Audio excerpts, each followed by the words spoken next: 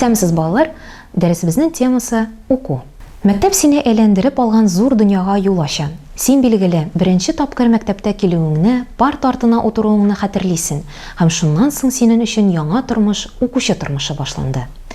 Син төрле предметлар өйрәнәсең. Алар сиңа бик күп файдалы һәм кызыклы әйберләр турында белергә ярдәм итә. Алган белемнәреңне мәктәптә генә түгел, көндәлек тормышта очрый торган төрле мәсьәләләрне хәл иткәндә дә файдалану өчен сиңа тагын осталык та кирәк.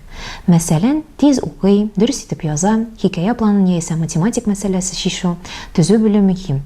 Көндә була торган дәресләр осталыкны күнекмәгә әйләндерергә мөмкинлек бирә. Мәсәлән, син инде хәрефләрне ничек язылу турында уйламыйсың. Кулың аларны үзе яза кебек. Текстны да плашылдап укымыйсың.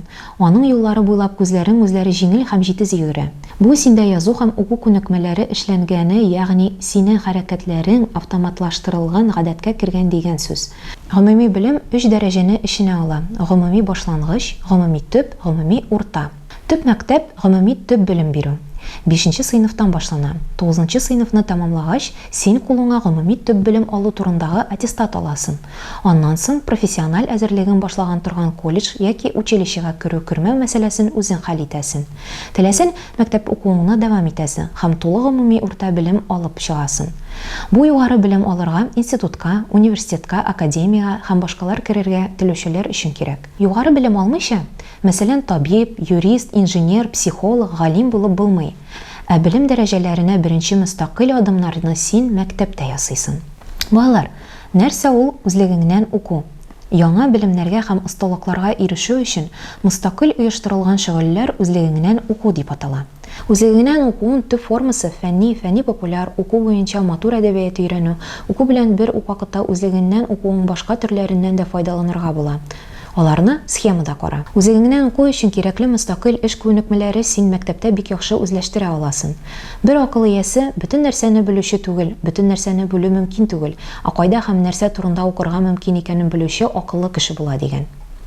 Хәзерге заманда китаплардан башка белем алып булмый. Китап дәреслекме, ул романмы, әкиятме, белем шишмәсе. Китаплар безне үткәннәр белән таныштыра.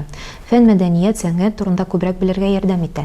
Киләчәкне күрергә мөмкинлек бирә. Китаплар безгә кешеләрнең буыннан буынга килгән тәҗрибәләрен тапшыра.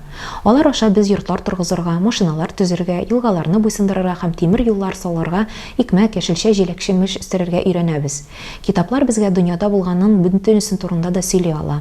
Алар турында китапта язылмаган бер генә темада, бер генә предмет та юк. Балалар, хәзер экранга карагыз.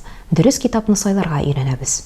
Белемнәреңне тулыландырып һәм яңартып торырга, осталыкка һәм күнекмәләргә ирешергә энциклопедиялар, сүзлекләр, белешмәләр, фәнни популяр журналлар ярдәмгә килә. Интернетка керү мөмкинлеге булган укучылар электрон китапханәләрдән файдалана ала.